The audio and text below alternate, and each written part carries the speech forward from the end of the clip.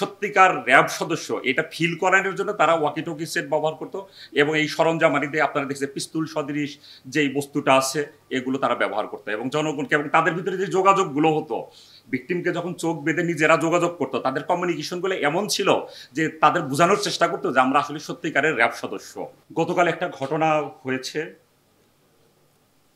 দুইজন ভিকটিম, একজন হলো জয়দেব আধ্য এবং আরেকজন হলো তার ভাই বিশ্বনাথ আধ্য। তারা দুজন হলেন জুয়েলারি ব্যবসায়ী। তাদের এই ব্যবসার কাজে গতকাল তারা তাঁতিবাজার এসেছিলেন তাদের জুয়েলারি তৈরি করার ডাইস কেনার জন্য। তারা ডাইস যথারীতি ক্রয় করে তারা আনুমানিক 4:10 বিকাল 4:10-এর দিকে তারা গুলিস্তানের ফুলবাড়িয়া থেকে তারা টুঙ্গিপাড়া এক্সপ্রেস বাসযোগে তারা পাথরঘাটা, সাতক্ষীরা জেলার পাথরঘাটার দিকে যাচ্ছিলেন, যেহেতু সাতক্ষীরা জেলায় হলো তাদের বাড়ি। তারা যখন আপনার ফরিদপুরের নগর কান্দার জয় বাংলা মোড়ের কাছে যখন যায় তখন একটা মাইক্রোবাস তাদের বাসের গতি রোধ করে। বাসের গতি রোধ করে সেই মাইক্রোবাস থেকে 3 থেকে 4 জন ব্যক্তি তারা সেই বাসে উঠে পড়ে।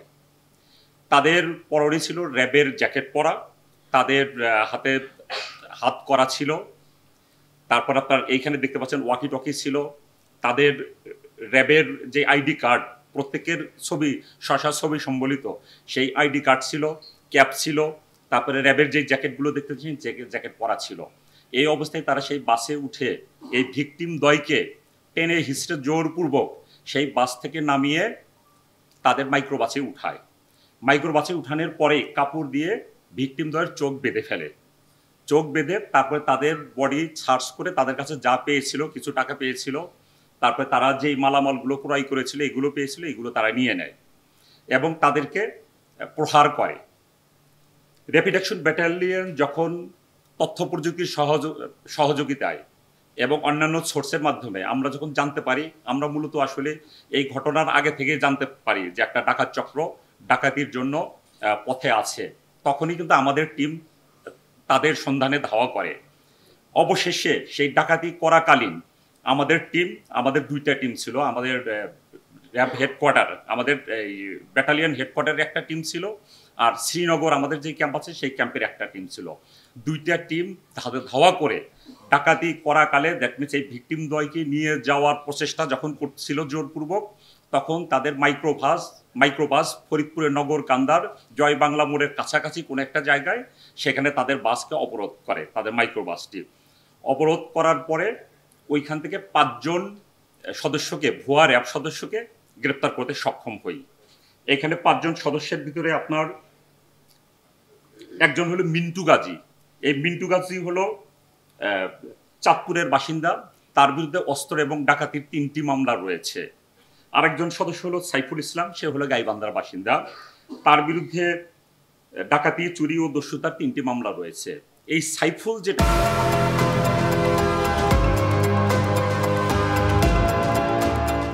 করতো, সে একটা মাইক্রোবাস, যেই মাইক্রোবাসটা আমরা জব্দ করেছি সেই মাইক্রোবাসটা মুগদাপাড়ার এই দিকে কোনো এক ব্যক্তির কাছ থেকে 1.5 মাস আগে সে ভাড়া নিয়েছে, মাসিক ভিত্তিতে ভাড়ায় চালিত। সে বলেছে যে 40,000 টাকা মাসিক ভাড়ায় এই মাইক্রোবাসটা নিয়েছে। মূলত সেই মাইক্রোবাসটা ভাড়া করে ভাড়ার আড়ালে সেই ডাকাতি চক্রের সাথে সে জড়িত ছিল, ডাকাতি করত। এবং আমাদের অনুসন্ধানে এবং তাদের জিজ্ঞাসাবাদে যেটা দেখা গিয়েছে যে এই 5 জনই হলো সংঘবদ্ধ আন্তজেলা ডাকাত দলের সদস্য প্রত্যেকেই। গ্রেপ্তার কিন্তু আরেকজন হলো ফরিদপুরের বাসিন্দা, সে হলো দিদার। সেই দিদারের বিরুদ্ধে একাধিক ডাকাতি মামলা সহ 8টি মামলা আছে সেই দিদারের। আরেকজন আছে আপনার স্বপন খান, সে হলো মাদারীপুরের বাসিন্দা, তারও চুরি, ডাকাতি এবং অস্ত্র সহ 4টি মামলা আছে। আরেকজন হলো জামিল, সে হলো শরীয়তপুরের বাসিন্দা, তার বিরুদ্ধে 1টি হত্যা মামলা রয়েছে ধামরাই থানায়।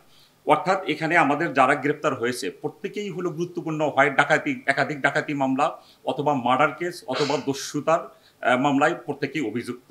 এবং এরা বিগত সময়ে পুলিশের হাতে এবং র্যাবের হাতে একাধিকবার তারা গ্রেপ্তার হয়েছিল এবং তারা জামিনে বের হয়ে এসেছে। এর ভিতরে একজন আছে যে সে একটা মামলায় সাজা খেটে সে বের হয়ে এসেছে। এদের ভিতরে আবার আরেকটা দেখা গিয়েছে আপনার, যেমন সাইফুল ইসলাম,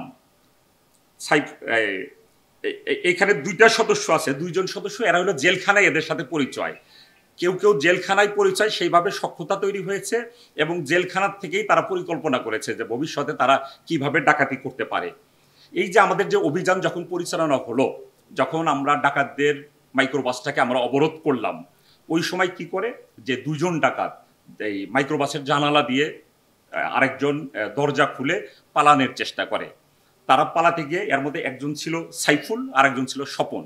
এরা পালাতে যখন যায় তখন উত্তেজিত জনতা চলে আসে। যখন একটা ঘটনা ঘটতেছে আশেপাশে থেকে লোকজন চলে এসে ধাওয়া করে তাদেরকে ধরে ফেলে, ধরে তাদের মারপিট করতে থাকে এবং তাদের যে মাইক্রোবাসটা ছিল সেই মাইক্রোবাসটাও ভাঙচুরের চেষ্টা করে।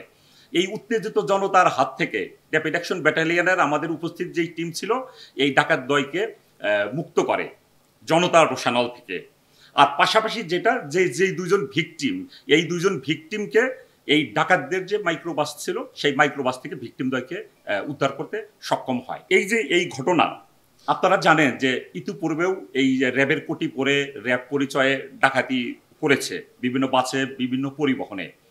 এখন যেটা যে আমরা যদি একটু সচেতন হই, যারা আন্তজেলা বাস সার্ভিস মালিক যারা আছেন, আমাদের বাসের যদি সিসি ক্যামেরা আমরা লাগাই তাহলে যেটা হবে যে বাসে কে উঠলো, কে কখন নামলো, প্রত্যেকেই ট্রেস করা সম্ভব হয়।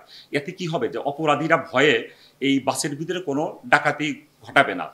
আর অগত্যা যদি সিসি ক্যামেরা সেট করা সম্ভব না হয়, অ্যাটলিস্ট যখন কোনো একটা স্থান থেকে কোনো একটা স্থান থেকে বাস ছেড়ে যাবে তখন যেন সবার ছবি নেয়, বাসের সকল যাত্রীদের ছবি নেয় এবং এদের যেন ভিডিও নেয় এবং রাস্তায় যেন কোনো যাত্রী উঠানো যাতে না হয়। এতে কি হবে যে পরিবহনটা নিরাপদ হবে এবং এইখানে যারা পরিবহন করবে যাত্রী তারাও নিরাপদ বোধ করবে। আপনারা দেখেছেন যে আমরা তাদের যখন আমরা গ্রেপ্তার করি তাদের পজিশন থেকে আমরা বেশ কিছু আলামত আমরা উদ্ধার করি। একটা মাইক্রোবাস আমরা উদ্ধার করি, আপনাদের দুইটা ওয়াকি টকি সেট, এই দুইটা সেট একদম কার্যকর। গত রাতে আমরা টেস্ট করেছি, এটা 4 থেকে 5 কিলোমিটার দূর পর্যন্ত যোগাযোগ করা যায় এই ওয়াকি টকি সেটের মাধ্যমে।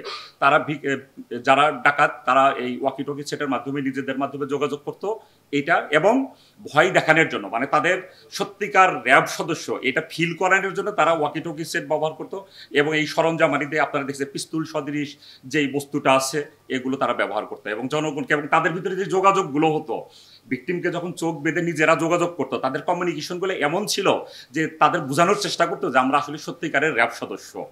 কাজেই জনগণকে সতর্ক থাকার জন্য আমি আহ্বান করছি যে র্যাব পরিচয় যখন কোনোখানে যখন অভিযান করবে তখন আপনারা অবশ্যই তাদের পরিচয় আপনারা যাচাই করবেন, তাদের আইডি কার্ড সঠিক কিনা। এইখানে যে আইডি কার্ড আছে এই আইডি কার্ডগুলো আপনারা দেখলেই বুঝতে পারবেন যে এগুলো হলো ফেক আইডি কার্ড। আপনারা দেখবেন যে প্রত্যেক আইডি কার্ডের র্যাঙ্ক লেখা আছে কনস্টেবল, কিন্তু তাদের র্যাঙ্ক ব্যাচ আছে দেখবেন যে মেজর র্যাঙ্ক বা বড় বড় অফিসারদের র্যাঙ্ক করা আছে। দ্যাট মিনস ওরা শুধুমাত্র মাথাটা কেটে ছবিটা লাগিয়েছে। এটা আপনারা যারা শিক্ষিত শ্রেণী আছেন একটু চিন্তা করলে বুঝতে পারবেন যে এখানে যে আইডিটা শো করতেছে এটা আসলে ভুয়া র্যাব সদস্যের আইডি।